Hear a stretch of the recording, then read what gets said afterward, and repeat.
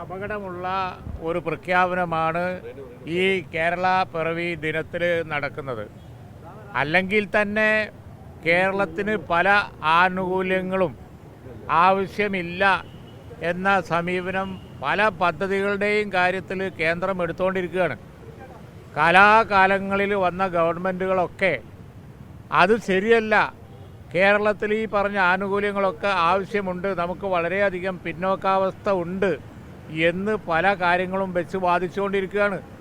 നമ്മളെ റേഷൻ വിതരണം അതുപോലുള്ള പല സംഗതികളും പല ഘട്ടത്തിൽ ഇവിടെ ചാലഞ്ചായിട്ടുണ്ട്. കാരണം എന്താ, കേന്ദ്രം പറയുന്നത് കേരളത്തിന് ഈ ആനുകൂല്യങ്ങൾ ആവശ്യമില്ല എന്ന ആ ഒരു സമീപനമാണ്. അപ്പോഴാണ് നമുക്ക് ഇതൊന്നും ആവശ്യമില്ല, നമ്മൾ വളരെ ഉഷാറാണ്, സമ്പന്നമാണ്, നമ്മളൊരു സമ്പന്ന സ്റ്റേറ്റായി കഴിഞ്ഞു എന്ന ഇല്ലാത്ത പ്രഖ്യാപനവുമായി ഇവർ വരുന്നത്. എന്തൊരു അപകടമാണ്! വളരെ അപകടം പിടിച്ച ഈ പ്രഖ്യാപനം പല പദ്ധതികളെയും കുഴപ്പത്തിലാക്കും, യാതൊരു സംശയവും വേണ്ട. അല്ലെങ്കിൽ തന്നെ കേന്ദ്ര ആനുകൂല്യം കിട്ടുന്നില്ല. അതിലൊക്കെ അപ്പുറം നമ്മൾ മനസ്സിലാക്കേണ്ട, കൊടുക്കുന്ന ആനുകൂല്യം എടുക്കാൻ കേരളത്തിന് കഴിയുന്നില്ല. ഗവൺമെൻറ്റിൻ്റെ കയ്യിൽ പണമില്ലാത്തതുകൊണ്ട്, മാച്ചിങ് ഗ്രാൻറ്റ് കൊടുക്കാത്തതുകൊണ്ട്. എന്നിട്ട് വെറുതെ ഒരു പ്രഖ്യാപനം നടത്തുകയാണ്. ചികിത്സയില്ല, സ്കീമില്ല, പദ്ധതിയില്ല. കാലാകാലങ്ങളിൽ കേരളം നടത്തിക്കൊണ്ടുപോയ അല്പം കേരളം മറ്റു സംസ്ഥാനങ്ങളെക്കാൾ മെച്ചപ്പെട്ട് നിൽക്കുന്നതിൻ്റെ കാരണം എന്താണെന്ന് വെച്ചാൽ, സർക്കാരിൻ്റെ കയ്യിൽ ആവശ്യമായ പണമുണ്ട്. എന്തിന്? സബ്സിഡൈസ് ചെയ്യാനും സൗജന്യ ചികിത്സ കൊടുക്കാനും അതുപോലെ തന്നെ പല സാമൂഹിക ക്ഷേമ പദ്ധതികൾ കൊടുക്കാനും ഒക്കെ. ഇതില്ലാത്ത പ്രഖ്യാപനങ്ങളൊക്കെ നടത്തുകയാണ്.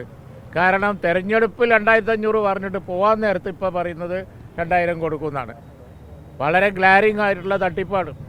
അപ്പോൾ ഈ തരത്തിൽ ഇലക്ഷൻ്റെ തലേ ദിവസം കൊണ്ടുപോയി ഇല്ലാത്ത കാര്യങ്ങളൊക്കെ പറഞ്ഞ് നടത്തുന്ന പ്രഖ്യാപനം ഒരു സംശയവും വേണ്ട, കേരളത്തിലെ ജനങ്ങളെ കുഴപ്പത്തിലാക്കും. കേന്ദ്രം ഇതെടുക്കും. എന്നിട്ട് നിങ്ങൾക്ക് ഇപ്പോൾ പറഞ്ഞില്ലേ അതിദരിദ്രരില്ല, പിന്നെന്തിനാ നിങ്ങൾക്കെന്തിനാ ആ സ്കീം? അതുപോലെ തന്നെ പല പദ്ധതികളും കേരളത്തിന് ആവശ്യമില്ല എന്ന് അല്ലെങ്കിൽ തന്നെ പറയാൻ നിൽക്കുന്ന ഒരു കേന്ദ്ര ഗവൺമെൻറ്, അവർക്ക് ഇത് വലിയ അവസരമാണ് ഉണ്ടാക്കി കൊടുക്കാൻ പോകുന്നത്.